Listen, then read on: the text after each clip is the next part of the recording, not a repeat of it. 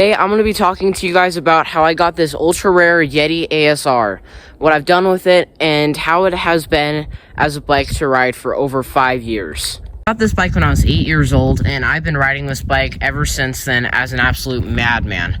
And as you can see, I've upgraded a couple parts on it. We'll talk a little bit about those. But this bike, believe it or not, is actually a prototype. As you can see here, when the tire has full tread, it's up to here. That's not factory design. And the factory model of this bike does not look the same, has different parts. There's another part that goes up instead of going all the way up with this piece right here. So this bike is almost one of a kind. The only other bike is in the Yeti Cycles HQ, but it's just in a black version. I'll show you that picture in 1 second. Can you believe that that's my exact bike, but on the wall of Yeti Cycles HQ?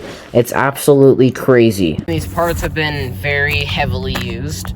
So up front here, we have the Fox Float RLC. This is one of the first forks with low-speed dampening, and is one of the first forks to have Kashima coating. In the back here, we have a RockShox Monarch, and it's kind of a baloney shock. It did its job well, but it's kind of toast now. It's nothing special. Up here, we have one of the original SLX cranksets. Back here, we have a Shimano Dior XT drivetrain with a Dior XT cassette.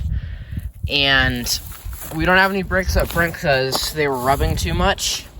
But in the back, we have the original Avid manual brakes that have been tried and true for a while. Yeah, then we got toast grips, and yeah, as you can see, Avid brakes right there. It's old for sure, but it's definitely done its job well. Then I have some green race face chesters, and that's pretty much the overview of what this bike has on it.